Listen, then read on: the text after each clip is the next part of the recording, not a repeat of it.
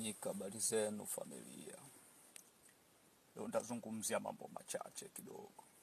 Kwanza taanza na Mgambo. Yule Mgambo alijitokeza kwenye mkutano wa Mwigulu Nchemba kudai posho. Yule kawakilisha vema Wagambo wote na kuonyesha jinsi gani Wagambo walivyokuwa na akili mbovu. Tumeelewana. Kazi ya kujitolea mara nyingi haina malipo. Sawa. Kwa walichokifanya wao kwa kuitumikia CCM kwa kujitolea ilikuwa ni hisani yao binafsi. Sisi tumeelewana, uchawa, unafiki, ujinga. Sawa. Wakishavaa yale magwanda yale na kukaa kwenye vile ofisi vya CCM kata nini, wanapewa kazi za kwenda kusumbua watu mitaani, wanajiona na wao ni serikali. Wakati wao ni vibaraka tu. Alafu Wagambo ni jeshi la ziada. Hata ikitokea vita, wao ndio wanapelekwa mbele kupima uwezo wa mpinzani kama anajua kuua vizuri. Sisi tumeelewana. Hilo ni somo kwa Wagambo. Kutokujisahau na kujiona kwamba nyinyi tayari ni chombo cha serikali. Nyinyi sio chombo cha serikali. Nyinyi mnahitajika pale inapotakiwa dharura tu, afu baada ya dharura kuisha mnaekwa pembeni. Sisi tumeelewana. Lakini clip iliyopita niliweza kuambia CCM kwamba hao maskari mnaowategemea ni wachumia tumbo. Sawa. Mkiwarusha pesa zao watawabadilika. Tumeanza na Mgambo. Sisi tumeelewana. Chapisho la pili ambalo nimeliona au naweza ngalizungumzia ni ugeni kutoka UN. Yule mgeni kaja wakati muafaka. Tumeelewa. Wakati anakuja hapa kulikuwa kuna shughuli ya wanawake duniani. Na wanawake kutoka Chadema waliweza kupigwa mabomu mpaka kanisani. Sawa. Vitu vyote kaviona. Na ujio wake yule mjumbe ni kuja kukamilisha taratibu tu kwamba tulifika tukachukua maoni ya watu. Sasa hukumu inapitishwa. Kwa hiyo atakaporejea UN, serikali ya CCM isitegemee kauli nzuri kutoka kwa katibu mkuu wa UN. Sisi tumeelewana. Unajua unapata kumshtaki mtu lazima ufuate taratibu. Sasa ilikuwa ngumu UN kuweza kutoa adhabu kama hawajafika hapa. Sawa, kwa wamemtuma mjumbe wao katimiza kusudi.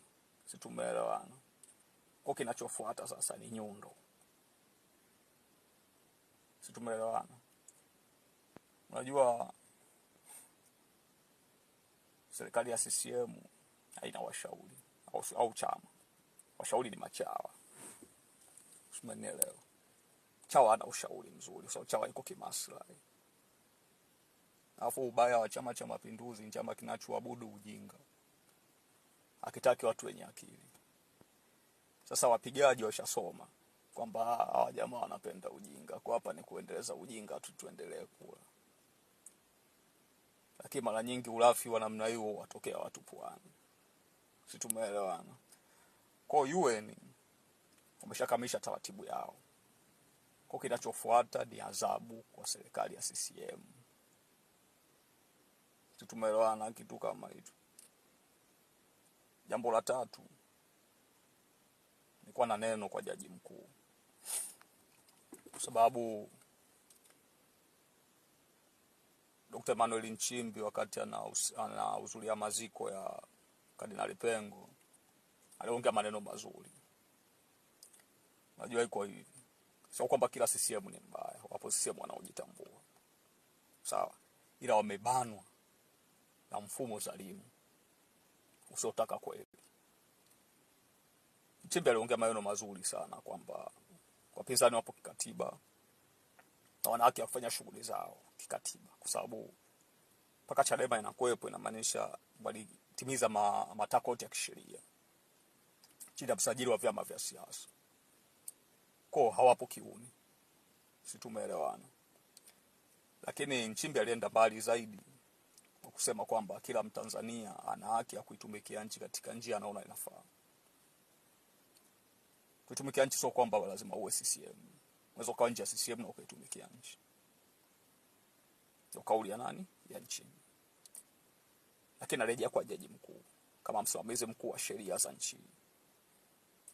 naomba atusomee kifungu kinachoruhusu uwepo wa vyama vya siasa, hususani vyama vya upinzani. Na kama hicho kifungu kipo, atoe tamko la kisheria au watu wasibuguziwe. Situmeelewana? Kwa sababu ni kitendo cha fedhea kwa Dr. Emmanuel Nchimbi kama makamu wa rais wa serikali isokubalika. Anatoa maneno ya busara, alafu inapita muda mchache polisi wanaitwa zuio la wanawake kutoka Chadema kushiriki kongamano la wanawake. Akikumbukeni kwamba Nchimbi ni rais mtarajiwa, kama Samia anakufa muda wote.